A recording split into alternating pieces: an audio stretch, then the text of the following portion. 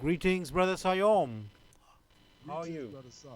You can hear me well, loud and clear? Um, it's not as loud as I would like, but yes, I can hear you. Hear you. Oh, now it is. Now Yes. it is. Now it is. Yes. Okay. Okay. Welcome. Welcome. How are you? Yeah, I'm well. I'm well. Very well. Good. Just yeah, just was just talking to my son and so forth, and we was getting into a deep one, and a friend of mine was just here and just left. So I'm kind of in between spaces and places right now inside because I Right. have some things to share this evening, you know. That's yeah. But how are you doing, man? How was your show? I didn't get a chance to listen to it Yes. today. Okay. It was good that we had the topic of why, with a comma, genuine love is severity. And we took that topic because people might think, oh, love is all lovey-dovey, softy, and all these things. But really, genuine love is severe because, as when we started the show, Gregory made it clear. When you're a parent, you've been talking about having your son. When you're a parent and your child is young, the child, let's say, is near the road. You got to be who's gonna look after that child is the parent, and then there's a danger there, and you know yes, you can be all this lovey-dovey, but the real thing is looking after your child, or the concern is about your child. So you might have to take some, let's say, in quotes, severe action to make sure somebody doesn't fall into the danger. So that is love, and people may not see that, but that is actually love. So people don't actually realize that love can be severe, or it has to be severe, for in for it to really show care for someone. People may not see that. So that was, let's say, the crux of our show today. Um, Mm, yes, so we will this is highlight. interesting. Yes. Are you staying in the studio? Well, I am staying for some reason, but maybe I will, if I can maybe talk to you maybe 15, 20 minutes, and then I can do what I would, if that's okay with you. And then, No, if that's you, cool. Just you, was wondering the reason why I mentioned it is because I'm going with flow and I'm feeling the energy from what you've said, yes. and you know it's a good point I could you know go into actually because it's related to what I'm, but in a different way, how I would be going about my topic this evening. Okay, why not? So, so yeah, so it's quite interesting. Um, okay, before I go into that, Yeah. I'll just for my listeners, yo, those of you who are tuned into this station now, this is Cosmic Roots Show, cosmic reality of one's true self, Cosmic Roots on Bless Radio One. So this is Brother Siome. So, talking to my soul brothers and sisters, yo, if you're out there, tuned in, and I give thanks, and we're gonna flow into this show with what Brother Sard has from his previous show, talking about mentioning about love, love is severity, and it's quite interesting. It's kind of correlating with what I was going to kind of come into my show with today, but I also allow synchronicities and awareness to okay, structure things based upon divine will, So Sard, Yes. um, that's a good. You see, when you were saying what you were saying, I I've I had some posts I put up a few days ago Right. um, about this about love, and it's interesting when you say love is severity, and we really need to understand this love from beyond the egocentric possessive fear, because fear isn't care, but we can misunderstand the difference, you see, Yep. because as I said, fear isn't care, but sometimes fear is kind of presented as love. You understand me? Yes. Right? And to protect understanding, when you bring it to a child, and the example that you gave, Hmm. I mean, that's kind of like a warning. That is also, obviously, you want to preserve that which you cherish. Um, life is also about protection, Yes. growth, and this love takes on a broader and deeper uh, reality because it's beyond the sentiments that we have been brought up with. Um, to what you could say, we begin to depict what love is, very differently um, across the board. So so when you're saying love is severity, Yes. um, mm, you could then say, well, yeah, you're right. Now it's the way it's interpreted now because you got um, this time of Christmas right up now, and a lot of people don't understand the energy of this because we're dealing with something which is a ritual. We're dealing with energies. We're dealing with consciousness. We're not just, doing something that doesn't have any energetic interconnection or cause and effect or implications on other levels. You see what I'm saying? Yeah. Than just uh, this so-called festivity of the birth of what they would say is Jesus, Yes. right? Is Yes. Christ. Yes. Okay. Now, when you use the term love is severity, and I get, you know, what you're saying and what Brother Greg Yes. most probably was saying. Yes. I didn't manage to listen. But what you're saying, you got a dead man on a cross, right? You got a crucifixion, all right? Yes. Yes. And you got this statement where it's God loved the world so much that He gave His only begotten Son, right? Yes. And we got love there. We can say, wow, love is severity, and put that caption alongside the crucified Son. Yes. Yeah. I don't know. That's kind of like, that's really hitting something like, wow, that's severe.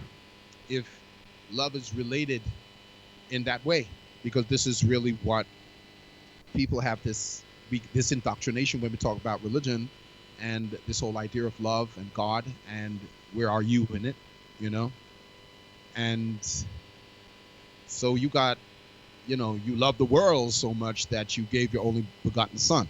So therefore, then that statement would be that Jesus was a sacrifice. Okay.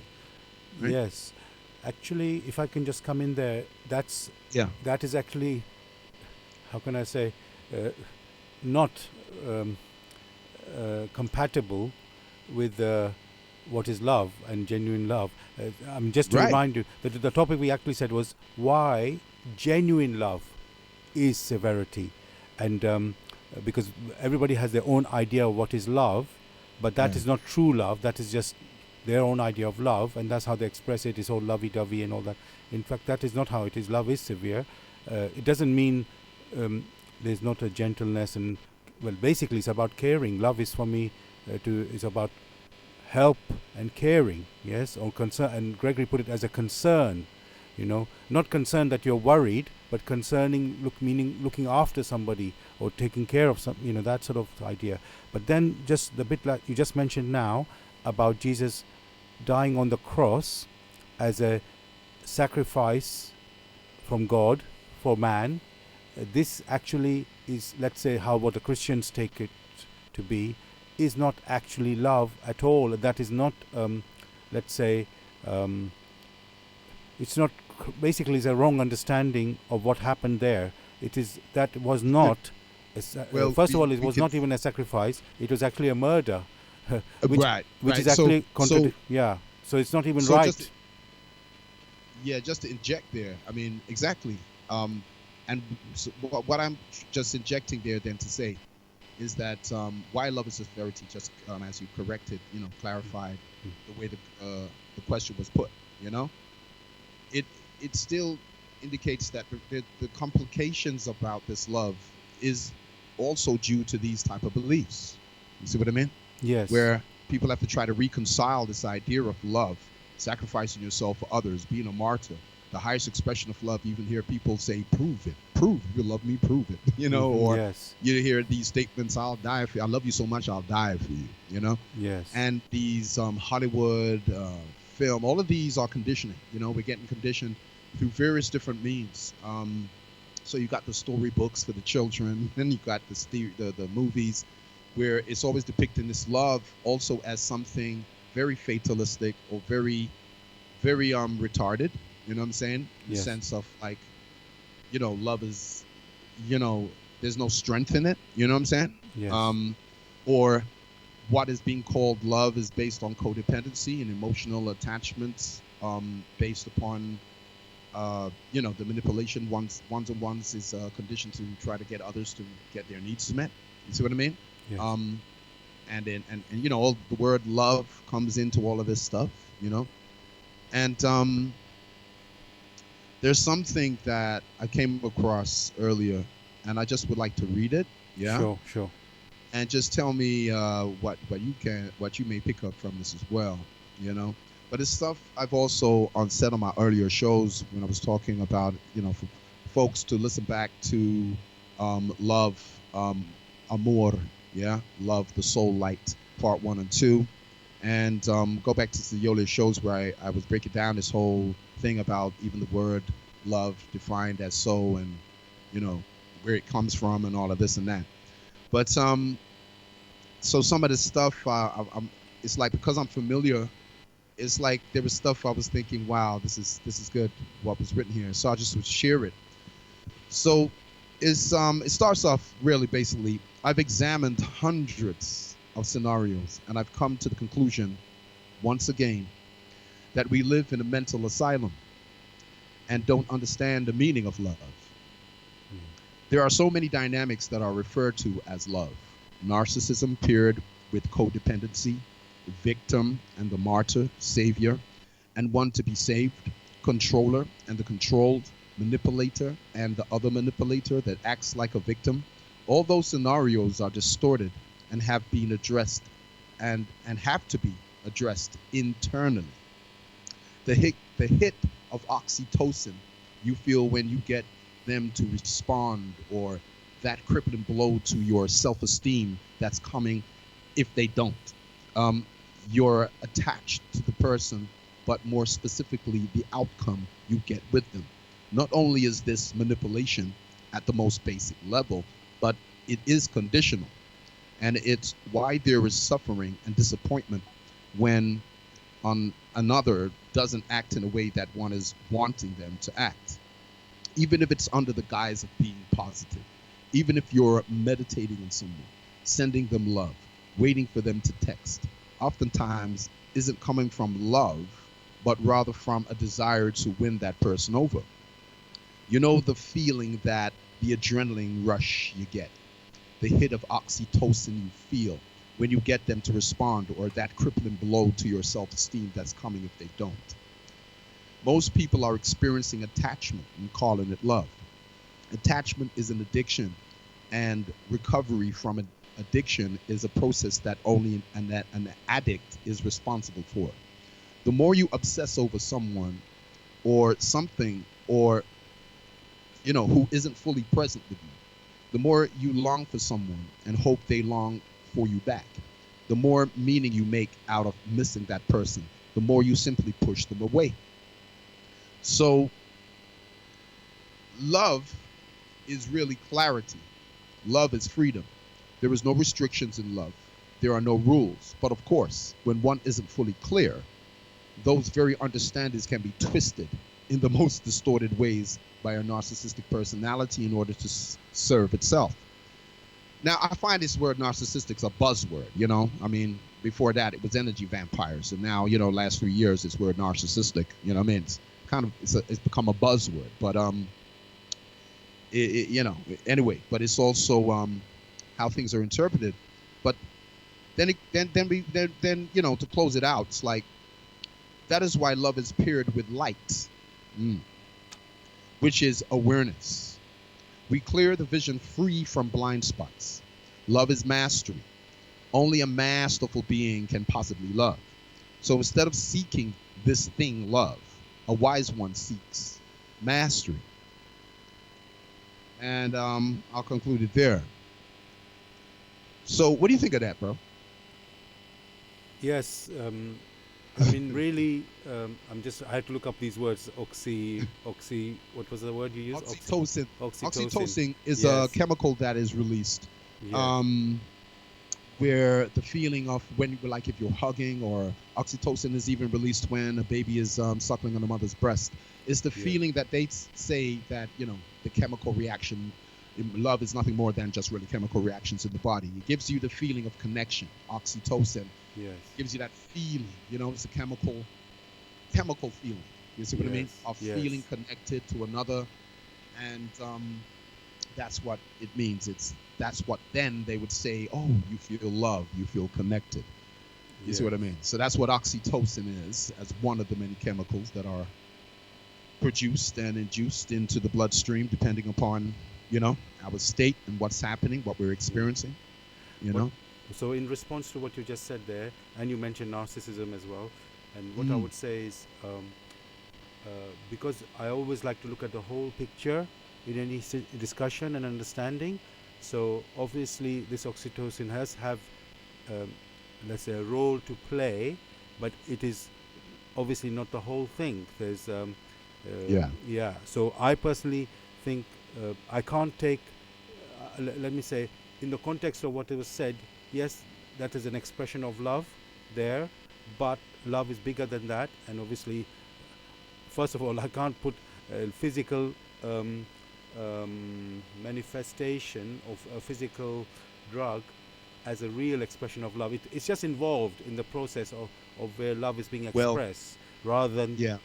being. I mean, it's because if you think of it, when I think of love, you're not thinking about drugs and things like that, right? It's not in your. Yeah, but That's you not. see, the But thing is, I see but you. the thing, Yeah, go on. all right. No, I was just gonna say the thing is, love is like a drug, though.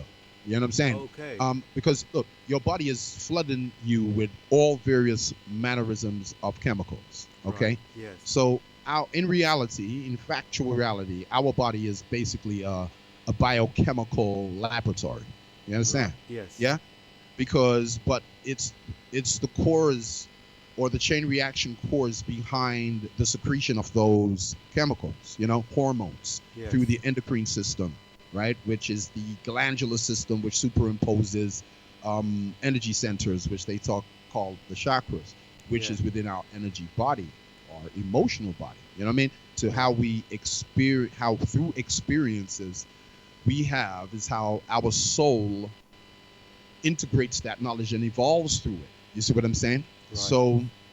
So there is a process, but when like with science, when they kind of just break things down to something like, oh, it's just a chemical reaction, then you're just dealing with a visible manifestation of something that is far greater than you understand. You see what I Yes. mean? But Yes. trying to just rationalize and simplify it to like, oh, it's just nothing but a chemical reaction, Yes. So put all the. based upon logic now Yes. being what is supposed to be used as rational to direct and to control one's emotions. Yeah, but the Yes. thing is that the rational can't always come up with the answers to do with deep, intense emotional issues, especially if you're dealing with repressed emotions. So, Yes. and you're dealing with energy. Yes. So energy is, as it states and as it is, that energy can neither be created nor destroyed, but it has to change from state to state. Yes. So this energy also is important to understand that it's intelligent energy. All Yes. energy in the universe and cosmos and moving through us is intelligent energy. It's Yes. not blind mechanical energy, as would be saying, when something's approached like a machine, and it's Yeah. just got a little battery source that you can just pull out, take out, when it's flat, you just dash it away and put a new battery, you know what I'm saying? Yes. Which doesn't have any other purpose than just to run this mechanical machine. Energy isn't like that. You know what I mean? When we're talking about, even when we chat about emotions or feelings or vibrations or thought frequencies, you see what I mean? Yes. It's all intelligent energy, so I think that's very important. So Yes. So when you're saying that, yeah, you're correct. Love is more than, or this energy, because the word label to it is very wrapped up in a lot of limited definitions and beliefs and interpretations based upon one we already just, realized, acknowledged about the crucifixion. You see what I'm saying? Or Sure. this idea of love. Love's in the same statement. You know, but what I just read out Yes. is also signs of that conditioning, signs of that distortion. You see what I mean? To why when we talk about love, it takes on so much of this wow, twisted, woo, wow, it's just flipping crazy, connotations differently for different people. But you see that the psychological conditioning to how we relate or how we go about relationships or what we whom we find ourselves attracted to. If we are not conscious of the unconscious emotional patterns we have in the subconscious level of our soul, then we are unconscious of the desires, the source of the desires or the why of the desires behind the compulsive, which is different to being impelled. You can feel impelled to move forward towards something. Yeah. But when there is this overwhelming compulsion, it's like an irresistible, unconscious push, throwing you, towards something. Yeah. And you don't know why, but it's just this overwhelming compulsion. And this is coming from the unconscious emotional patterns we carry in the subconscious, you can say the deeper awareness of our soul. You see what I'm saying? That has awareness and memory of prior incarnations. Yeah. So this then also makes it even more,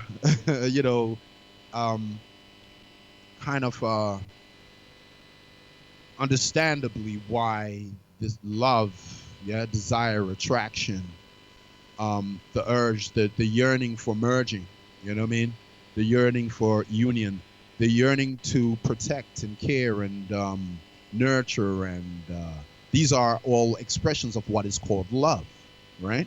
Yes. Yeah. It's interesting that because of this need for a deeper, more direct experience of a force that can only be known through direct experience of the source of that force. Yeah. And we are very exterior or externally oriented. You see what I mean? This separative looking outside of ourselves for that which we are really perceiving within. Whenever we're having a feeling come up to ourselves, in ourselves, to say that we're attracted to someone or to preserve the safety or the well-being of a child. You see what I'm saying? The thing as well is that this is also a nature, an aspect in ourselves. This is the feminine principle, this nurturing power, right? And this nurturing force, which is called love,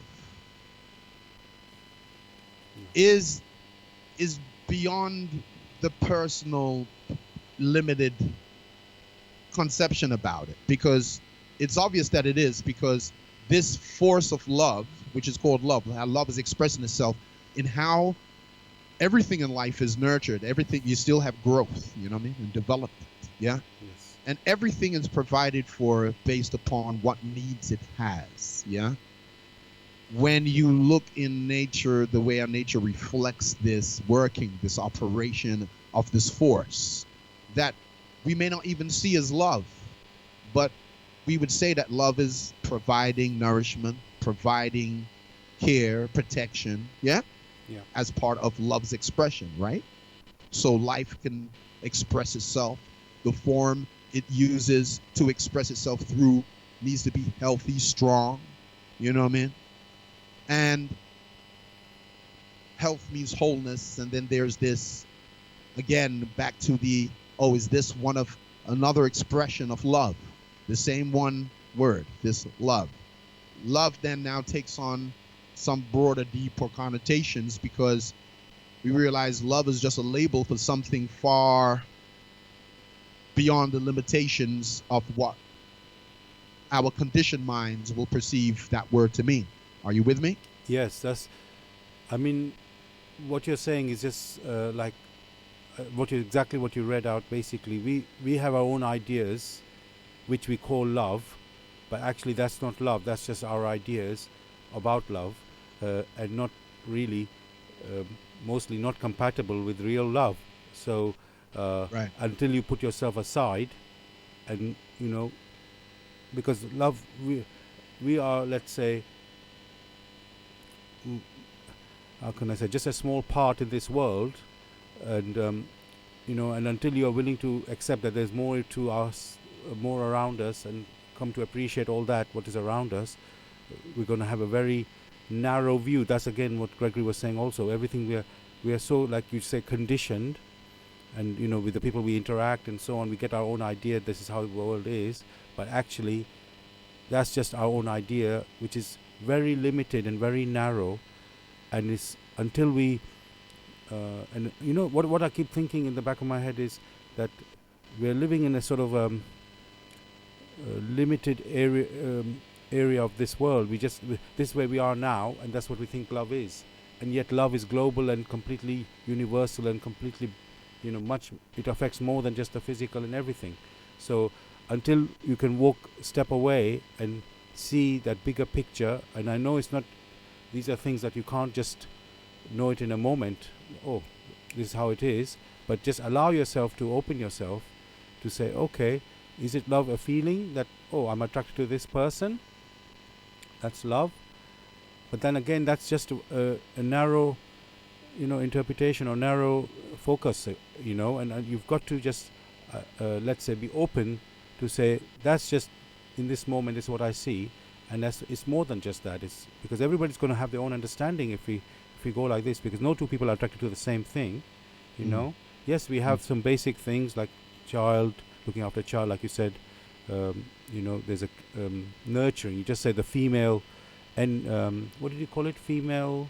The feminine is the feminine force. Feminine force, yes. Yeah. So the that's feminine like energy. Yeah. Yeah. So there's some, let's say, general principles and general things that exist, which we've got to, we can come to know about that, and then we've got to just see that there's just a bigger picture. I'm not able to express myself as well as I would like, in a sense, because I myself is like exploring how to say it, but but I basically I agree with what you're saying. I don't, yeah, we just got to see what we have been doing is a conditioning. Everything we've been doing is conditioning, and that conditioning isn't correct. It's like, it's very narrow. It's a very narrow that's right. Focus. It's a contracted state of consciousness. Yes. Okay, and that's it. Consciousness. And this is, what you're saying, that there needs to be, I would say it in these words, in this way, how it comes through me, is, it's about, this is why there's a need for the expansion of consciousness. Yeah. Where you can say the expansion of awareness, but the thing is to understand that awareness is the comprehensive nature of consciousness. So the more one expands their consciousness, the more one becomes aware of the more of whom and what they really are. The thing is this, it takes now the process of taking the responsibility, like, this brings more awareness, just hearing what is being said here. What also can bring more awareness is listening to the different radio discussions, depending on what is being conveyed and transmitted, right? Yeah. So it is about expansion of consciousness awareness.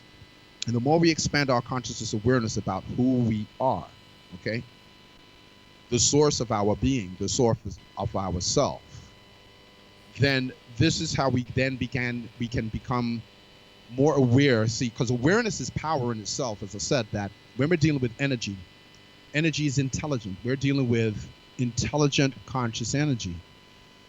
And what happens when you begin to expand your consciousness through allowing yourself to become more aware of that which you wasn't aware of before in far as it pertains to the knowledge you have been using, individuals have been using to define their self-concept of themselves and reality and what they think about the world they're living in. Yeah, because everything comes back and stems from your self-concept, your self-conceptualization, which is being conceived within your consciousness. So what's conceived within consciousness becomes conceptualized and then experienced as a reality. Yeah. Sure. And if we remain like, say you got a golf ball size consciousness, someone who's got a basketball size consciousness is going to be more aware of the space around themselves and the information that is available right there, right? In that more expansive state. That would enable that one who's got the expansive state the size of a basketball to be more aware of, you see, realities that exist beyond the one whose consciousness is the size of a golf ball. I mean, it's just a simple equation. You see what I'm saying? Absolutely. Yeah? Yes. So it takes there's a individual responsibility. You see, this is where the thing is, where it comes into, because this responsibility, the self-responsibility to rid oneself of the mental conditionings that they've now become aware of. You see what I'm saying? It's like sometimes when people be aware of something and then they just try to, oh, let me shrink back down again, like I wasn't aware of that which I just pressed up against as I expanded. You see what I mean? Yeah. And that's to do with the fear, you know? That's to do with the fear programming of the personality. But the point I want to kind of get here and expound upon this in the show is that there's a lot of emotional, psychological patternings through this conditioning which makes people connect for different reasons other than what they have been conditioned to believe it is. Like growing up to come to a point where you realize, I grew up and came to a level of realization, right? I was around 19 and I realized that love wasn't what I was brought up to believe or think it was.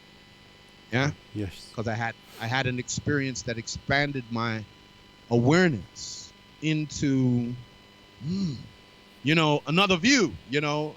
Yes.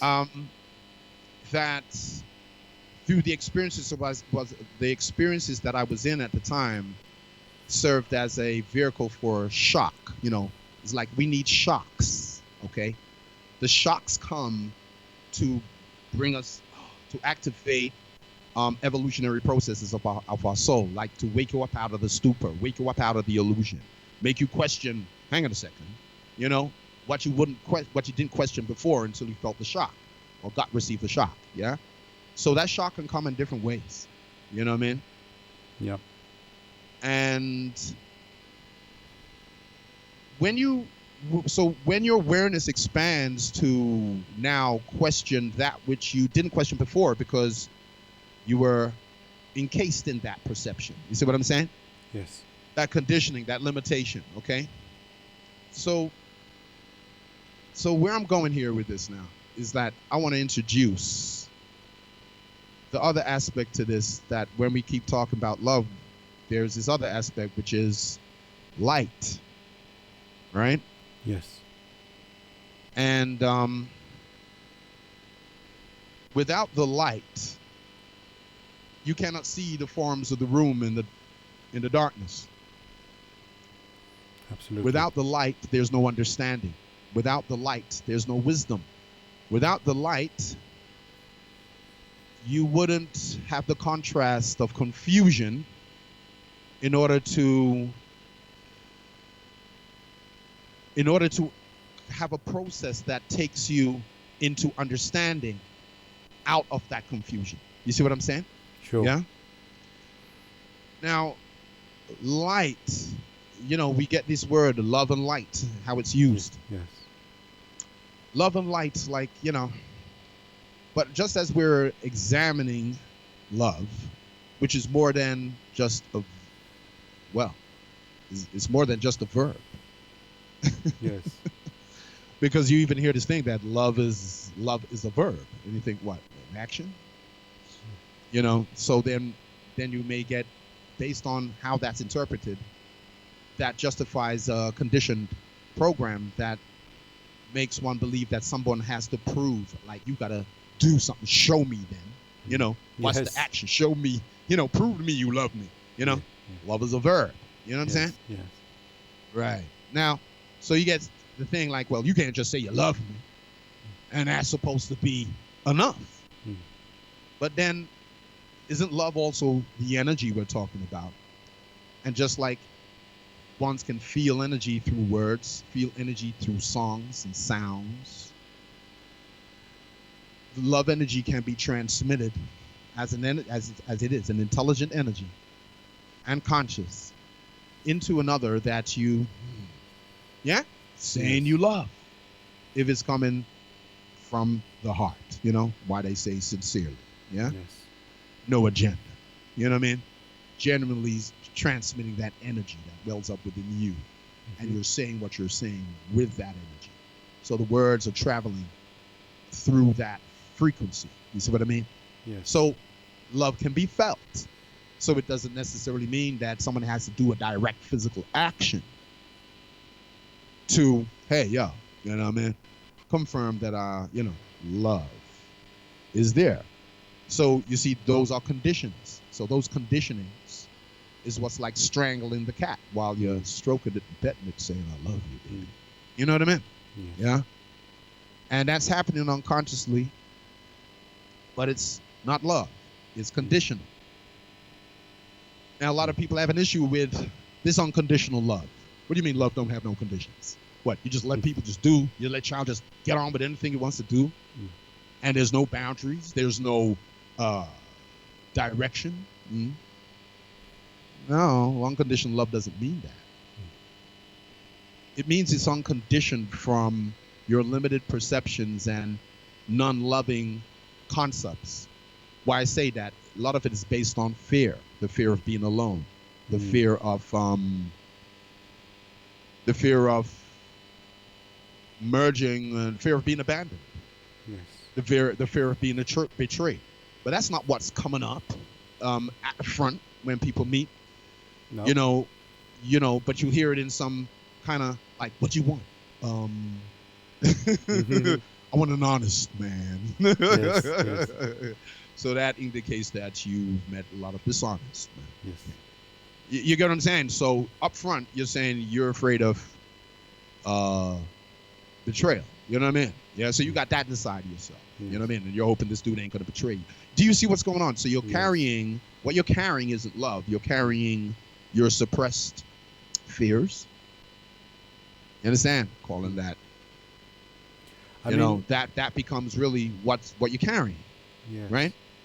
So the emotional security patterns that we carry over from past connections.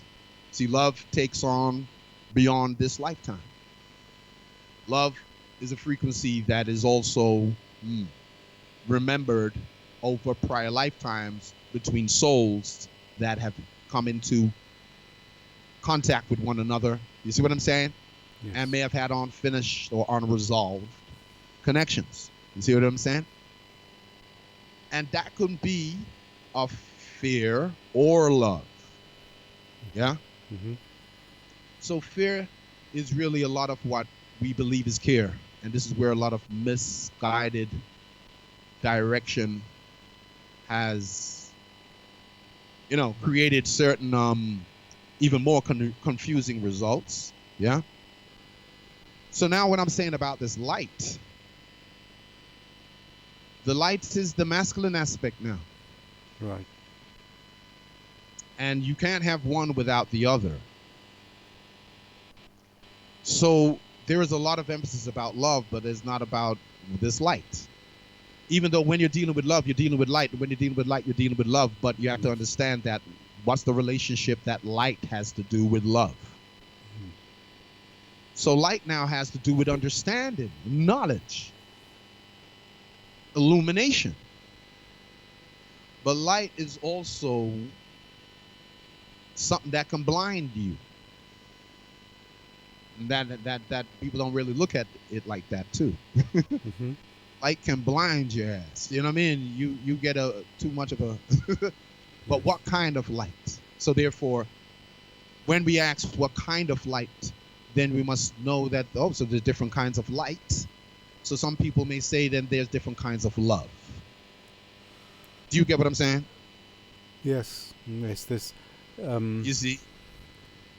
what I was going to say is, you can only. This is my favorite words, really. You can only see to the level that you are at, right?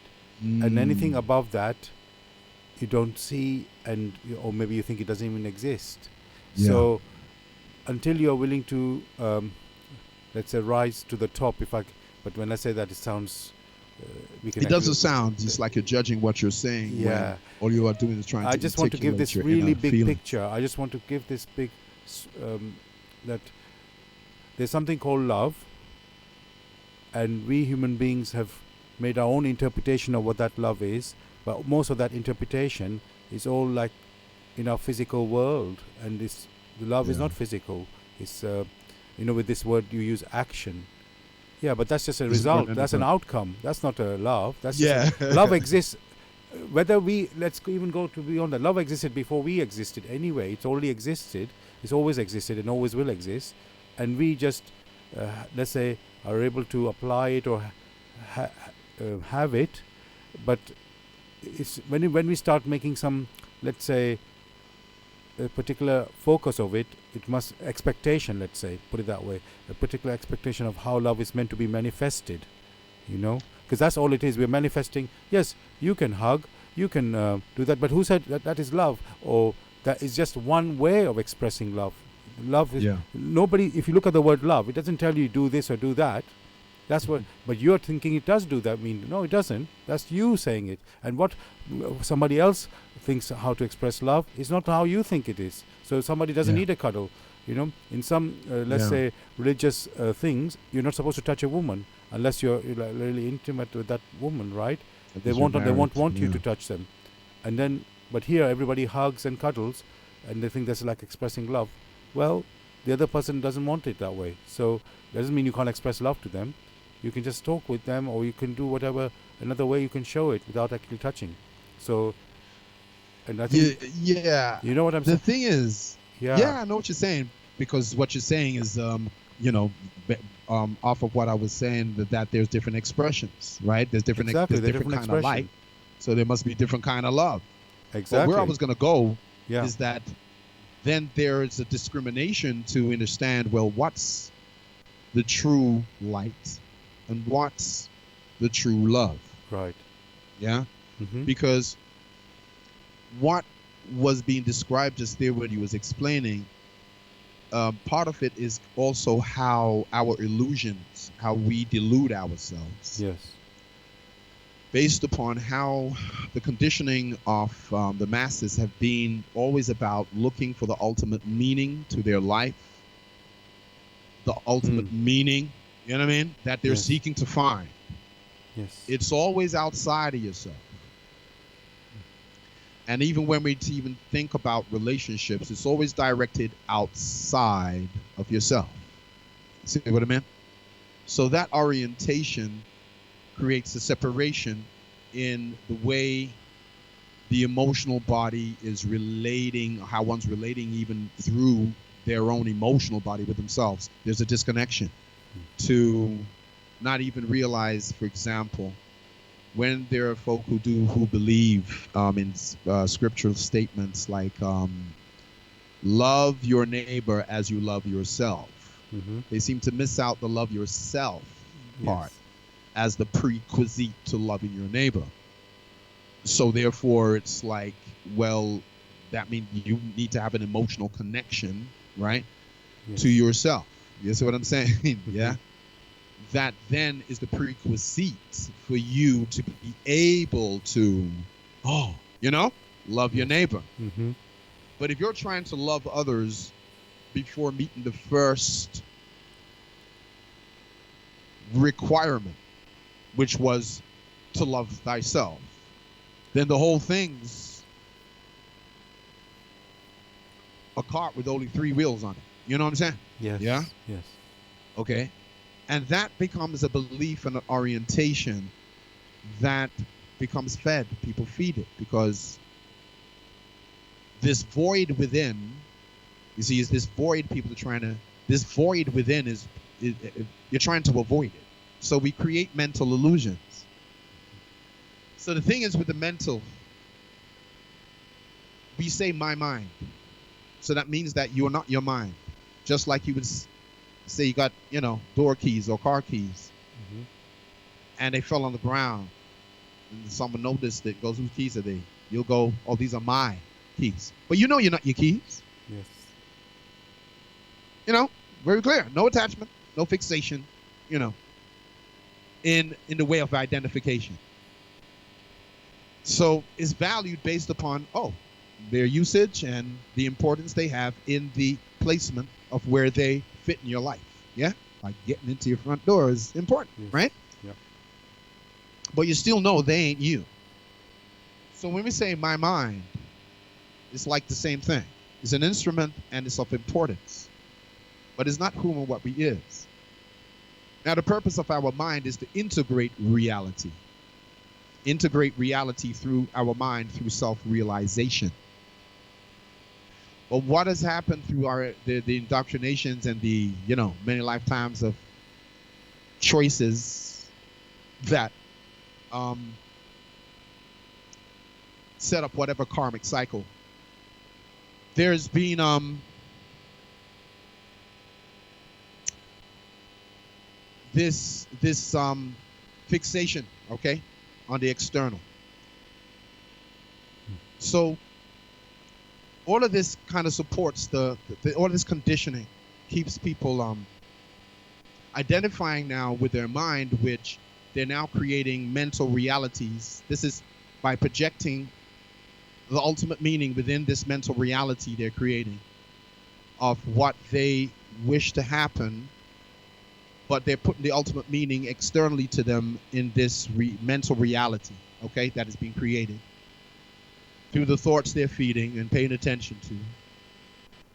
And then the energy, emotions, energy, movement that now becomes the substance behind materializing, right? That thought reality in the mind. And then, say the individual manifests that. Then what happens is this thing where we're putting this ultimate meaning in this mental reality. Some people's realities manifest, some don't. There's reasons behind that. But the thing is that you obtain this which you've dreamt of. Oh my gosh, and you obtain this, and now this ultimate meaning that it is to have, like, I've arrived, or this is it forever. Now this is, to then come to experience after that that achievement, obtainment, that the satisfaction wasn't long lasting. It started to wither like a plant that was, it just, no matter what you try to pour, no matter water you try to pour in it, it was just saying, look, it's time to go. And it began to dissipate, and then it transformed and disappeared out of your life, right? Sure. And then there's this experience of dissatisfaction, heartache, and so forth. You dreamed a dream that you obtained, but then just to lose it again, right? And then you have these things pertained in how people are programmed again about the pursuit of happiness, the film with Will Smith. So happiness is on the run, and you're in pursuit of it, okay? And if you can freaking run fast enough to catch it up, to grab it up and wrestle it to the ground and like, damn, I got you, then wow, you've now, you've got happiness. You pursued, you grabbed it. Yeah. Yeah. Now you gotta put it in handcuffs and make sure it don't go nowhere. Yes. You see what I'm saying? And that idea orientates the mind into creating more of these realities, because now you create a problem. Yeah. Because someone may not want to be where you want them to be. You see what I'm saying? You got to put handcuffs on them just to keep them there. You know what I mean? Yeah. So, the analogies I'm using is to say that based upon these ways of thinking and what we believe and choose to hold on to, rather than look and deal with our inner work, our internalization, clear yourself, clear your vibrations, wake up, expand your consciousness, clear out of the clutter, clear the stuff out. There's so much revealing itself now to make you realize that this shit, man, what you've been told is a lot of shit, what you've been given to believe. And various ones have, found mediums to try to convey this truth to pierce through the veil of forgetfulness. Yeah. Because that's what happens when we come into 3D. We're in that veil of forgetfulness. That's why we don't remember much. But that's why we have to pass through the veil. Hence why the whole veil and the mystery on the other side. You see what I'm saying? Yeah. Alludes to ourselves finding ourselves. Yeah. Remembering ourselves to come out of this mentally created illusion. Because you got the thing with the Matrix movie. And they even they defined the Matrix, right, as a neuroactive simulation for the mind. So right there, they're telling you that your matrix, your prison, is your mind. And I've already explained, you're not your mind. Because we always say, my mind? Nothing wrong with my mind. You know what I mean? Yeah. You see? You get what I'm saying? Yeah? Yeah. And therefore, it's a thing where this mind is what people are caught up in, which they're creating their illusions through. Because when you're projecting and seeking the ultimate meaning outside of yourself, then what you're doing is setting yourself up for the experience of what living in time and space does. Everything has a beginning and an ending, or a middle and an ending, So, and then it goes, right? So this orientation externally, right, keeps people caught up in separative desires. Basically, what I'm saying is that this is how delusions and illusions are created, and therefore what happens is that then you're chasing a dream after an extreme after an extreme, and this can go on for lifetime. This can go on for quite some time. You see, so this, when I came back, now I bring it back to light. We talk about love, and love is really an energy force which does express itself in multiple ways because its nature is life itself, and life nourishes. Life provides nutrition. You see what I mean? Life is life. Energy can neither be created nor destroyed. Life creates the forms and the vehicles for itself to express and experience itself in all of its individuated, unique forms. So life is consciousness. So when we then now go bringing this thing back to the light now, what is this light? And I've explained that the light is wisdom, knowledge, illumination, okay? But light can be confusion, light can be illusion and delusion, because the way light can be used to play with light and shadows. You see what I mean? To cast certain optical illusions to create delusions, because you're believing what you're seeing is real when it's actually it's a passing thing. It's like, oh, it's there and now it's not there. You see what I'm saying? That's what illusions are really based upon. The impermanency of that which is coming and going. You see what I'm saying? And there's so when you're dealing with the light now, you're dealing with the masculine aspect. And light is also wisdom, where you get the word wit, which then is where people believe the word white, dealing with the blanc in French. White, yeah, means this huelessness, if you want to say. It actually comes from the word wit, wise, wisdom, okay? White, meaning clear. So you see what I'm saying? White is wit, wisdom, and that is illuminated by the light of consciousness, light of understanding, the light of truth. So if love isn't balanced with light, isn't balanced with wisdom, then the imbalancement then creates, well, a lot of emotional um, the expression of a lot of emotional imbalancement. Based upon what I was saying, based on the conditioning, what we're calling love is usually based upon a lot of emotional security patterns that we're unconscious of until we begin to expand our awareness of ourselves to go beyond what we've been programmed and conditioned to believe about ourselves and about others. You see, because it's time you got to wake up to realize you're spiritual beings or cosmic beings. I mean, look, the planet is within what? A universe. It's within a universe within a universe. It's within a solar system, which is within a galaxy. Galaxies within the cosmos, and you got millions of galaxies. Okay, in solar systems, binary, tri-solar system, bi-solar system, You got all within the all, and we are part of the all, and all is within ourself as we are also in the all in one and one in all in one, yeah, and one in all. That's the intimate integration and realization of one's realization of oneness, that they are all that is. So now it's about the nature of all that one that is. How do we create and manifest our desires in alignment with what reflects all that is will, or the will of all that is, or the will of the creator original source. Yeah. So this kind of went into a cosmic journey here into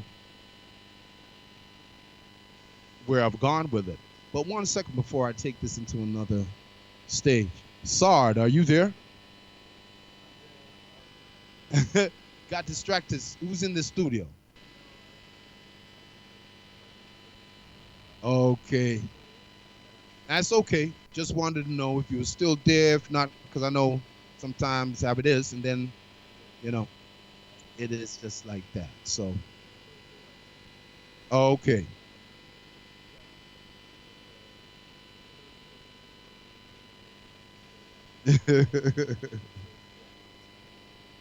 All right.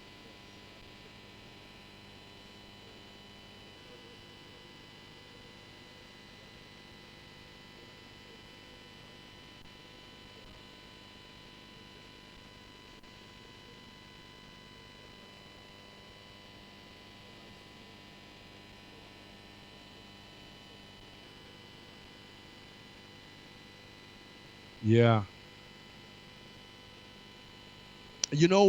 There is the reception. There's a lot of noise coming up, and Sorry, you sound far away. I'm and sorry. Yeah. wasn't hearing you as clear as like I'm hearing you now because it stopped. Yes, I just Aha. apologies. I actually was on mute. Oh, I And see. I think I'm going to say sorry to the listeners because they would not have been hearing me. So apologies. I was just on mute for a while. Yes. So just to repeat what I just said to you, to Siayome, that basically, what you've been saying is a journey of consciousness, and we just got to become aware about love, about light, whatever it is, what we have ideas that we've got about these things. We're expanding. That's what you have said, Siayome. We're expanding, and we've got to know that we have to continue to expand, and then the concepts that we have, which are very limited and narrow, are going to get wider and wider through this expanding our consciousness. Yeah. So yes. So yeah. And I'm going to leave now. Okay. So I really want to wish you well with the rest of the show. Thank you, Saad. Yes. Thank you, everybody. Take care. Okay, and all the best to you, bro. We'll catch up. Catch up soon. Time. Yeah. Take care. Bye. You too. Okay. Yes, soul brothers and sisters, you are tuned to Brother Siayome on the Cosmic Roots Show. cosmic reality of one's true self. Yes, so the way the show flowed and went into how it is, you know, arranged itself today is great because going into the love energy, going into you know, what I've gone into so far is laying up, you can say, the runway to take off to another level to do with what I was going to talk about on the show initially, but going around it in this way that I have done. Thanks to Sard also being the sounding board there and, you know, actually sparking off an interesting, you know, point, you know, which, activated something in I. Yeah, to say, yeah, all right, I'm going to fly with this. So, now, last strong, um, I wasn't on show. Some of you may have noticed I didn't, but there was a repeat of the show I did last strong, which was one show done at the same period of time, but it came in part one and part two because there was a power surge at the time, which knocked out some electricity for, you know, a little moment, and then, you know, booted back up again, and I was on again, but it had to record the show in two parts. So that was called Spiritual Heart. And I broke down that spiritual heart is another way you could say cosmic heart, but spiritual heart, I was saying spirit, spiritual as in non-physical. And then I was saying heart because heart is also synonymous with the center of anything or the source of that or the core, you know, of one self. So the heart. So to make it clear that we're not talking about the heart chakra when I was mentioning about the spiritual heart last time, although the spiritual heart does radiate through the fourth density, the love anahata chakra. Yeah, it does radiate through that, but the spiritual heart itself is not the heart chakra. The heart chakra is a vehicle of its energy vortex stations, you can say, or star cups that is integrated within our energy body, our energetic body, okay? Which makes up, you know, the mental body, the energetic body, and then what we call the physical body. So we have this triad to us, you see. And then we also have a triad to the, you know, we got a physical body, we got the energy body, we got an etheric body. That's another way of saying you're now moving into the mental. But then you've got beyond the mental, you're dealing with the spiritual, you're dealing with now what is, when we talk about pure consciousness, you're entering more or centering more into the ocean or identifying more with the ocean. You're returning more to the ocean of consciousness more than being fixated and identifying with the wave, you see, which does emerge out of the ocean of consciousness, but the wave is not the fullness of who you are. It's a construct, so that can come under the mental body, energy body, physical body, okay? So we're now talking about the light, which I mentioned. When talk about love as the contrast that we hear, the love and the light. And what is this, you know? So going into the love force energy, which is beyond the mental conditioning of the human population based upon what I mean, you know, earthly attachments, people, place, and things from a insecurity emotional pattern standpoint, where a lot of relationships are really working out the unresolved stuff we have within ourselves, you see, in order to like clear out or allow what's in the unconscious, the repressed emotions that we'd rather not remember or look at, you know, it's coming up to clear itself, you see. So more light of awareness, light now, you see, understanding, wisdom can establish itself and liberate your liberate you from a psychological point of view, from the limiting beliefs and concepts and you know and experiences one has used to define certain aspects of reality and themselves from, which is being carried over also from prior incarnations. This is the reason why it's unconscious, because you're dealing with your individual unconscious and your individual conscious, awareness. So most of what is called the shadow is representing your unconscious. So the inner work, the internal stuff. We carry over memories from past prior lives. But the thing is that the soul wants to rid itself from the memories that don't reflect its true nature.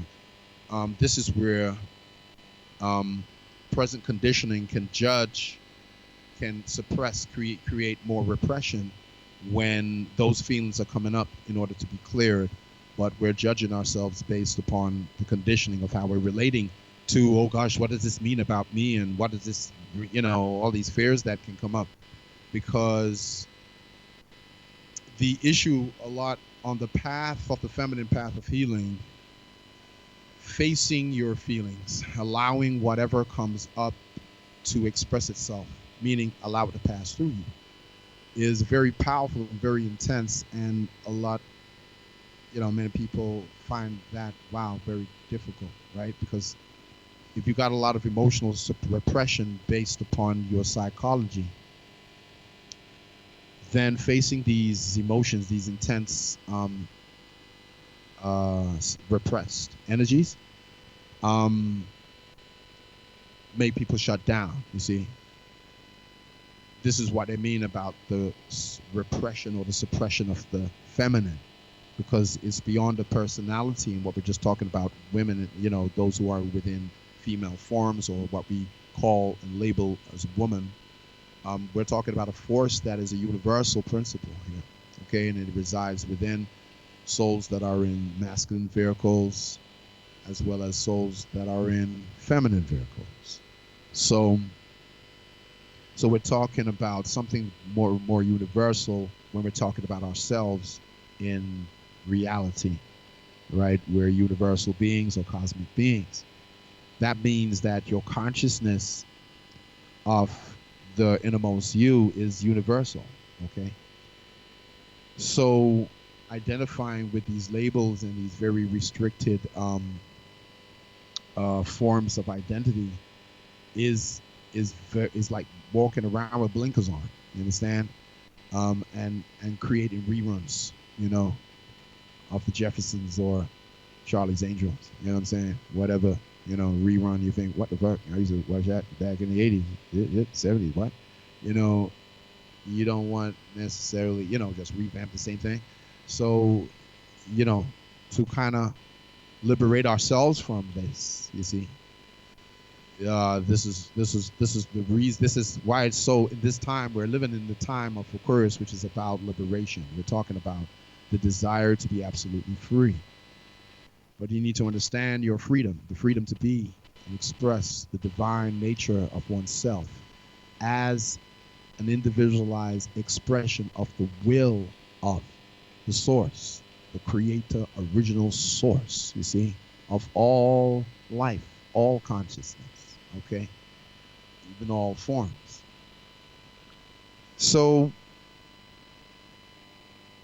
when today, y'all, give a little cosmic breakdown in where the energies have changed. Jupiter has moved out of Sagittarius, where it's been in there for the last 12 months. And now Jupiter, the expander, consciousness, psychology of the soul, it is moved into Capricorn. And we're having Saturn getting very close to conjuncting with Pluto.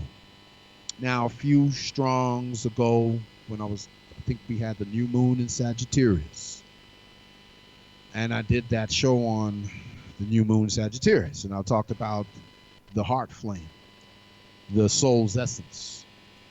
When I mentioned about all the things, over the months, over the years we've been going through, which has really been the growth and development, okay, of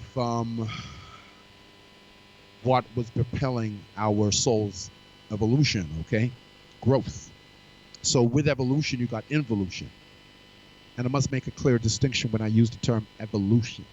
I'm not talking about the evolutionary theory, which is of Charles Darwin's theory, okay, which is not true. It's not accurate. That evolutionary theory about monkeys turning into humans, that is not the truth of evolution. Okay, there is true evolution. Yeah, there is true, real, natural, true, harmoniously, intelligently organized, okay, and directed evolution. But it doesn't operate based on the evolution, like the evolutionary theory of Charles Darwin. And these kind of distortions is what people, they still teach this stuff, okay?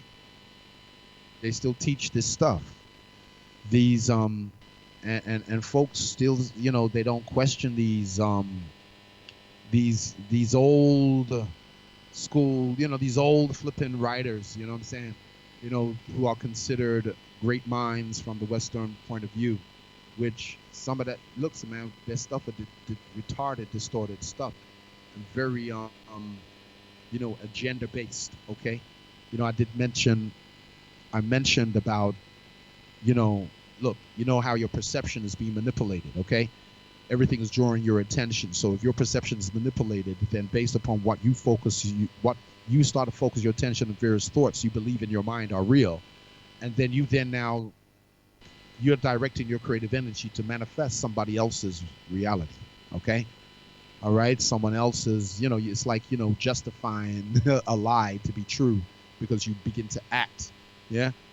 All right, you start to act just like what a person was saying and accusing you of, you know what I'm saying?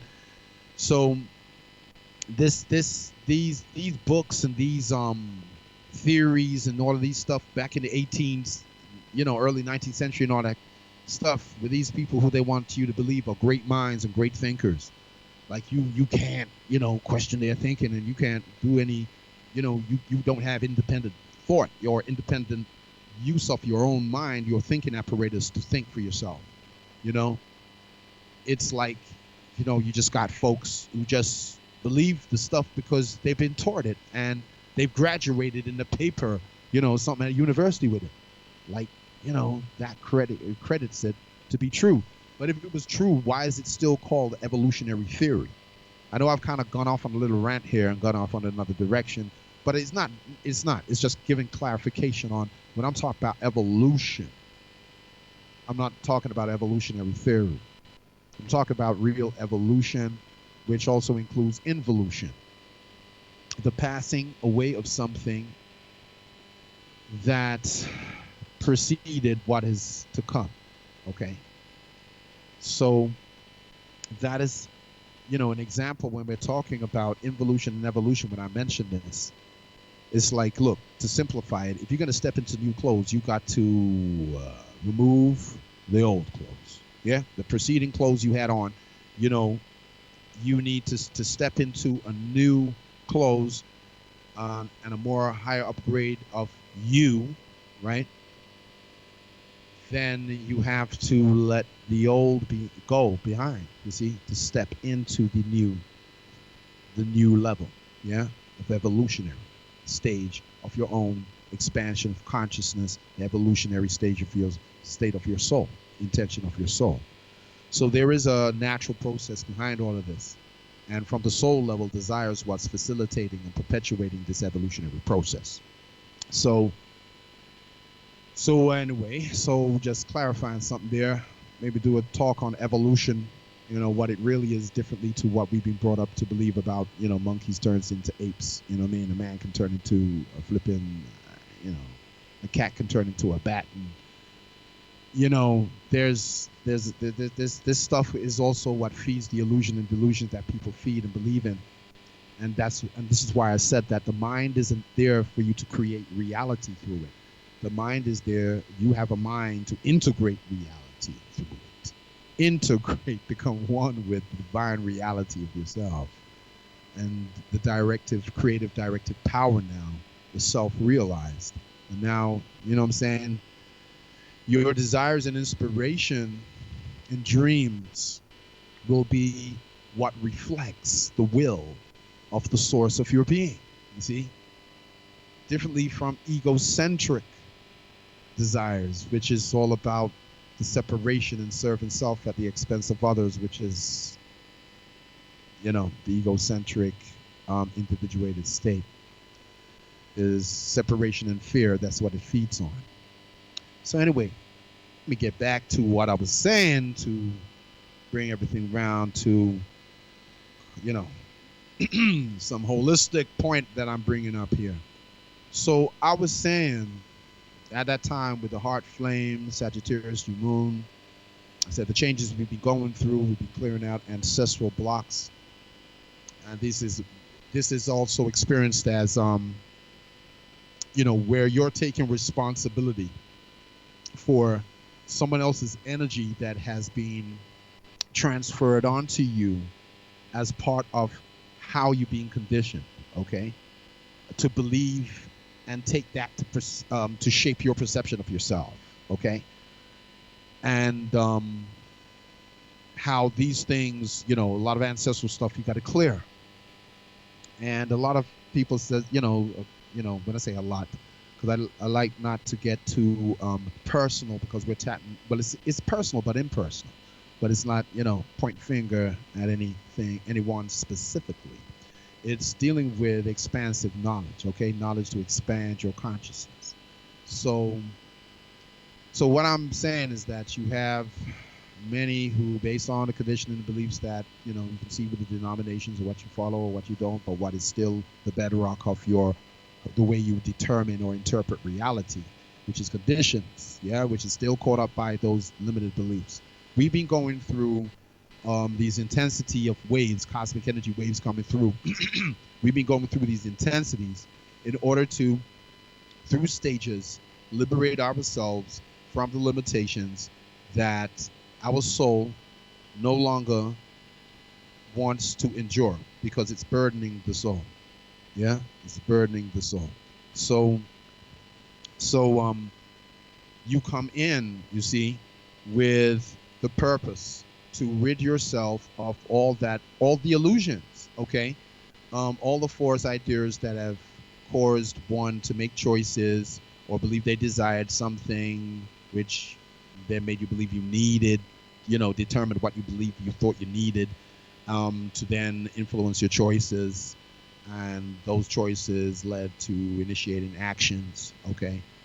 And those actions led to experiences, okay? And then those experiences then end up becoming repeated experiences if we continue the same actions, which came from the same choices, which came from the same way we thought, from what we thought we needed, which originated from the desire, all right, that arised within the ocean of consciousness as a wave to express itself and experience, well, what is the reality of this? Is this who I am? I need to know. So let me experience this to find out whether it's I or not I, So those separate desires creates these experiences that based on choice, okay? And it's not a judgment, it's based on choice, And the 3D plane is where we come in and experience the veil of forgetfulness, and why we don't access the memories of our prior data banks of our soul, of our prior lives.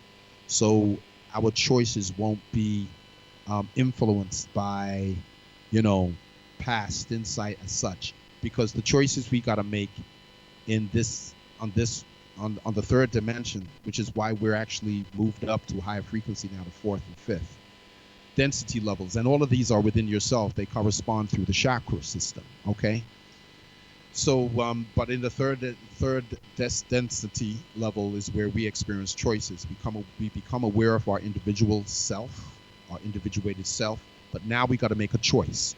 Do you want to make a choice that aligns you to the light? And when we say the light, now we're talking about, you know, I said before, you know, on my shows prior, about the nature of the soul. Okay, and I said within our soul coexist two desires. Okay, one to merge with source, you know, merge and reunite with the source of your being, and the other is to separate, okay, from the source of your being.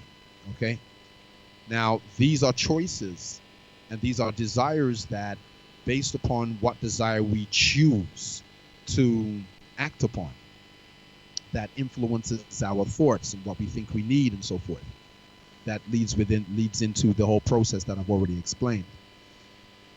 Then what happens there is that the consequences of the choice, you see, is what we experience as karma. So if we want to change the karma, that, and karma can be good. Karma is not something that's always considered as quote unquote negative. All right, as something like, oh my gosh, you know, oh, karma, oh man, you know, oh shit, bad, sorry for you, man, you know, you got karma. You know, it's just it just means cause and effect, or, you know, planting and sowing, you know what I mean, reaping and growing, you know. So it's just a natural process of the law of causation, cause and effect, you know. So the consequences from those choices can either be satisfying or dissatisfying. And based upon those consequences determines now, okay, what's, you know, because every action has a reaction, and then that leads to other actions, which then has a reaction to that. And so you get a perpetual cycle of, you see what I'm saying? It's the basis for karma, cause and effect. That's what it is. So, but the karma that becomes burdening to the soul is when there's been too many lifetimes of just still following the same ass illusion, okay? And making choices, which then leads into the cause and effect, which leads you to suffering, leads you to suffer, experience more suffering and pain. We're living at a time now where it's like the knowledge of self, the veil of forgetfulness, is being rented, because we're in the age of knowingness, okay? So this is why it's so important, incarnating in this time, for those who can appreciate the real nature and essence of these intense energy waves and cosmic forces, okay? Facilitating the expansion of consciousness, yeah, because this is what it is. So what's happening, where I'm leading to with this, is that we've been going through these stages of purifying our energy fields, okay? Through having things that come up that tests what you believe in, you know, that makes you presses up against it, makes you, you know, have to question it. Things that bring up your insecurity, your emotional security patterns, you know, people passing over, the attachment that is there, the psychological, emotional processes the individual has to go through based upon what's coming up to do with emotional security patterns, okay? The source of our emotional security, things that, you know, this is taking you to go internal, you know, things manifesting on the outside, metaphorically for what's going on inside. How you deal with the situation, you know, determines more about the situation as a catalyst and what it brings for you, more than the situation itself. Is your response to it, you see? So so all of this means you need more awareness. All of this is all about expansion of consciousness to go beyond the limiting parameters of what you're identifying as your mind or yourself as your mind. So there's been a lot of psychological, emotional, and physical, um, what I would say, energy, shocks, licks, and things, and and it's not just experienced in that way. It depends on how what amount of resistance, what level of awareness um, one is in, the state of one. At the same time, this has been such a release and such a clearing and cleansing for so many, even if it's been uncomfortable, but it's brought forth such um, an evidential difference in your perception of yourself. Yeah, your inner vibration, how you're feeling inside, within you, about you, of whom and what you is. There is more awareness that has come to one through all of these periods of growth and development, which would not necessarily be perceived of as growth and development at the time. But anyway, we are coming to this point where I was saying on my show 3 strongs ago, or 4, that when Saturn conjuncts Pluto, that's when this time barrier, this time deflector, that's when a door clock is like a clock and it's reached the hour. Yeah. And now y'all responsible, like you all have been, but now it's about the conscious awareness of being responsible for your energy. Being responsible for your energy, your vibration. By this time, coming to more of awareness of yourself as being more than physical, you'll be realizing more of the non-physical reality of yourself.